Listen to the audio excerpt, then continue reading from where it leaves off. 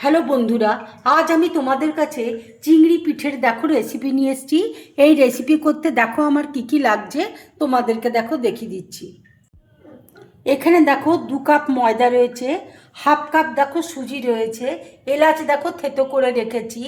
এখানে দেখো খেজুর গুড় আমি ছোট ছোট টুকরো করে নিয়েছি। এখানে দেখো সাদা তেল রয়েছে, নারকেল দেখো কুড়িয়ে রেখেছি, আর এখানে 1 বাটি গুঁড়ো দুধ রয়েছে।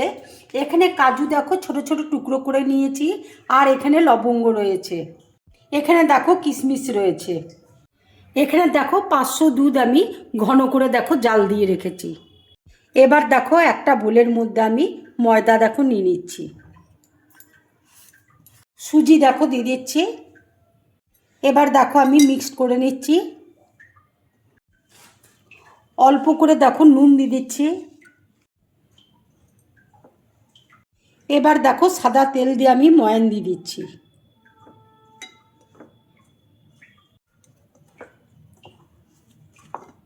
এবার দেখো অল্প অল্প জল দিয়ে আমি একটা ডো তৈরি করব। মেখে দেখো একটা সফট আমি ডো তৈরি করেছি।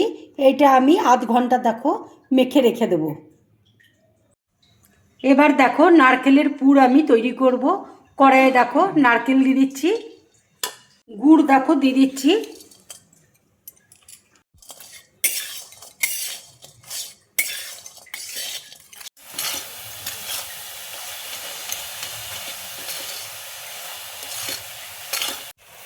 এবার দেখো কিশমিশ আমি দিয়ে দিচ্ছি, কাজু দেখো দিয়ে দিচ্ছি।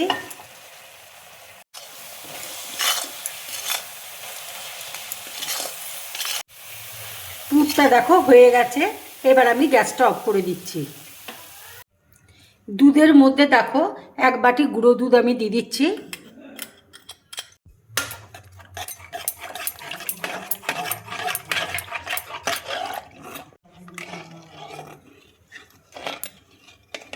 এবার দেখো কনডেন্সড মিল্ক আমি দিয়ে দিচ্ছি।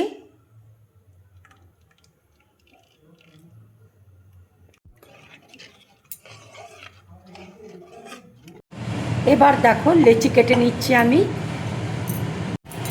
ঠিক লম্বা মতো দেখো আমি তৈরি করে নিচ্ছি। এবার লেচি কেটে নেব।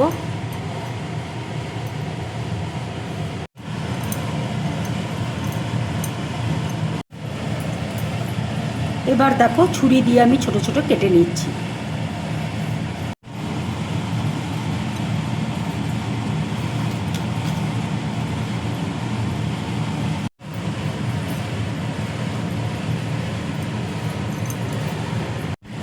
এবার দেখো আমি লম্বা করে দেখো বেলে নিচ্ছি।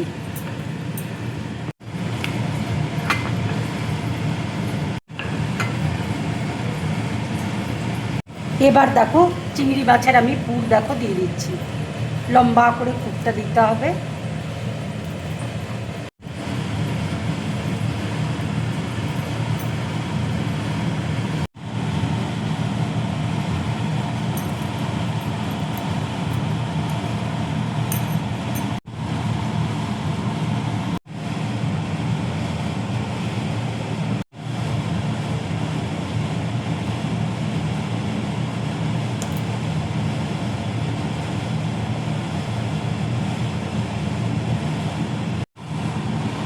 ঠিক দেখো এইভাবে তৈরি করতে হবে।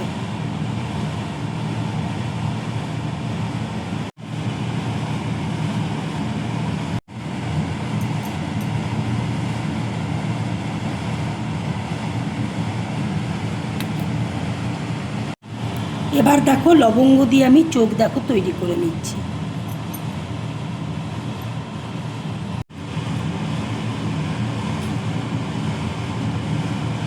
ঠিক এরকম হবে দেখো পিঠেগুলো।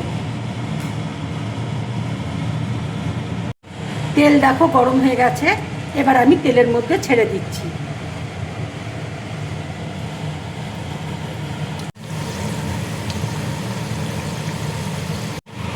চিংড়ি মাছটা দেখো ভাজা হয়ে গেছে। এবার আমি প্লেটের মধ্যে তুলে নিচ্ছি। দুধটা দেখো ঘন করে জাল দিয়ে নিয়েছি।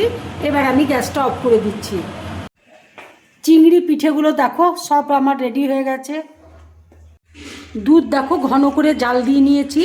এবার আমি এলাচ গুঁড়ো দেখো দিয়ে দিচ্ছি।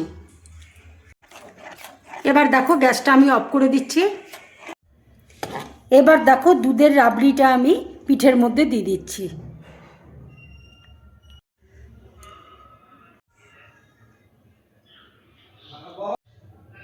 এইভাবে তোমরা চিংড়ির পিঠে বানিয়ে বাড়িতে খাবে, খেয়ে আমাকে অবশ্যই কমেন্টস করে তোমরা জানাবে তোমাদের কেমন লাগলো। যদি আমার এই রেসিপিটা তোমাদের ভালো লাগে তাহলে লাইক করবে, শেয়ার করবে আর ড্রিম ব্লগ চ্যানেলটাকে সাবস্ক্রাইব করবে। তোমরা বেশি করে কমেন্টস করবে, তাহলে আমার খুব ভালো লাগবে। নমস্কার।